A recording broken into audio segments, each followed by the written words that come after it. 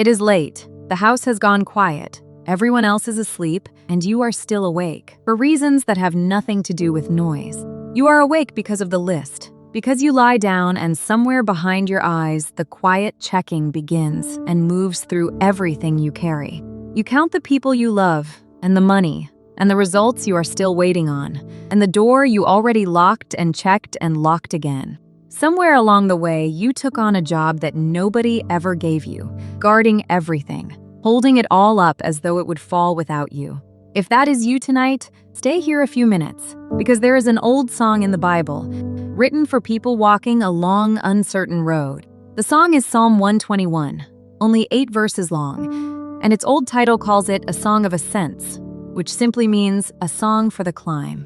Most scholars connect these songs with the pilgrim roads that rose toward Jerusalem, sung by ordinary people who were traveling somewhere they could not control. It was made for the exposed, for ordinary people moving through open country far from home, with everything they loved behind them or somewhere ahead of them. From beginning to end, it makes one quiet claim, that your life is being guarded by someone who does not get tired and who does not sleep. I lift up my eyes to the hills. From where does my help come? My help comes from the Lord, who made heaven and earth. He will not let your foot be moved. He who keeps you will not slumber. Behold, he who keeps Israel will neither slumber nor sleep. The Lord is your keeper. The Lord is your shade on your right hand. The sun shall not strike you by day, nor the moon by night. The Lord will keep you from all evil.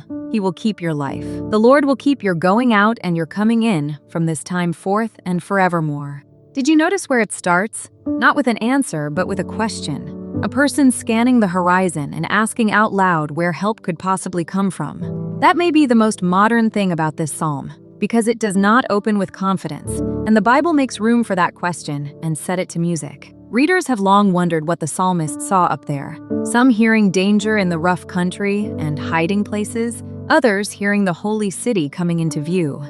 The honest answer is that we cannot be certain, and the psalm does not stop to settle it, because the real movement happens in the very next line.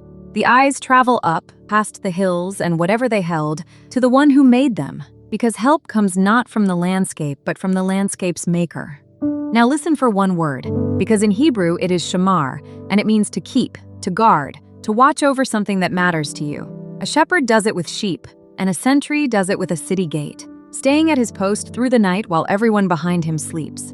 In these 8 verses, that one word appears 6 times, so count them with me as they come, because the repetition is the whole architecture of the song. He who keeps you will not slumber. He who keeps Israel, the Lord is your keeper. The Lord will keep you from all evil. He will keep your life. The Lord will keep your going out and your coming in. There it is, 6 times. And this psalm is not built on a mood, but on a word, a physical word describing work that somebody actually does. There is one more turn to notice, and it may be the kindest one of all, because beginning in verse 3, the psalm quietly changes person.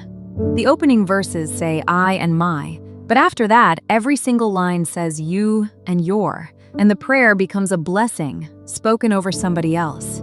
Somewhere in this old song, you stop overhearing it because it turns and looks directly at you, and the words are suddenly being said about your life. To feel the weight of those words, stand where the singers stood, because 3 times a year the roads to Jerusalem filled with travelers going up to the feasts.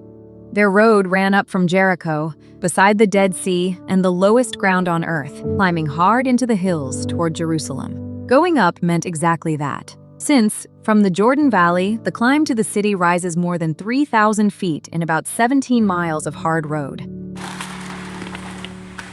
Picture loose stone underfoot, on a path where one careless step in the wrong place could end the whole journey. Picture the sun standing straight overhead for hour after hour, with no tree, no shade, nowhere at all to hide from it.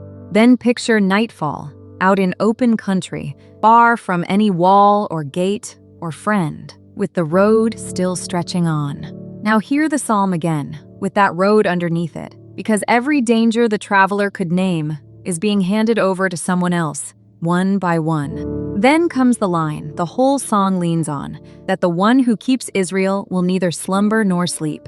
And Israel's own story sharpens the contrast. On Mount Carmel, Elijah mocked the prophets of Baal as they called for an answer, saying, "Call louder. Perhaps your God is away. Perhaps he is asleep." They cried out from morning until noon, and no answer came. But Psalm 121 answers with a very different picture of a keeper who never dozes. Not one moment of your life has passed outside his notice or his care, and you have fallen asleep on watch before. And everyone has, but he has not. Maybe nothing on your own list is solved tonight, the waiting still unfinished, the people you love still far from home.